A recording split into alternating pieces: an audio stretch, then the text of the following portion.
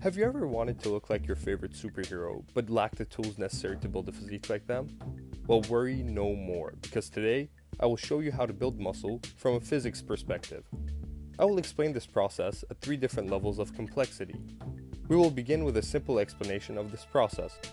Imagine you're a kid. You have a lot of energy, and you're always using it to play or run around.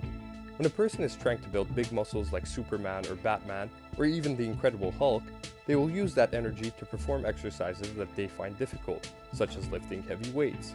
Since the weights are heavy, it is hard to move them, so you have to use a lot of energy from your muscles to pick them up. So, the heavier an object becomes, the harder it is to move, which means that you have to use more energy.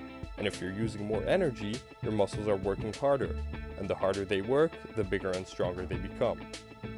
Now let's move on to a slightly more complex explanation of this process. For this, we need to understand what a force is. Newton's second law tells us that a force is equal to mass times acceleration. Thus, if an object has a certain acceleration, it is because a force is acting on it.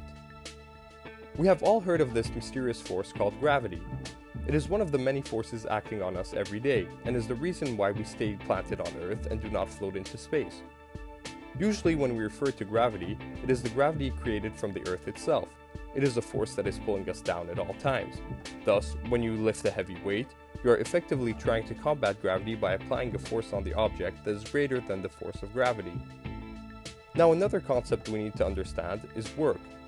Work is equal to the force times the distance times the cosine of the angle between the two, which is also equal to the change of energy. So if you are lifting a really heavy object, you are using a greater force and are thus using more energy. This resistance applied to your muscles is what will cause them to grow because they are working harder. Now let's move on to a slightly more complex explanation of this whole process. Muscles are made up of myofibrils and sarcomeres, which make up muscle fibers. These fibers are activated by motor neurons. The bigger the resistance that is placed on the muscle, the more motor neurons that are used and the more muscle fibers that are recruited. Thus, when the force increases, the energy used also increases. However, heavy loads eventually cause micro tears in the muscle fibers that have to be repaired. The reparation process happens when you sleep and requires energy as well.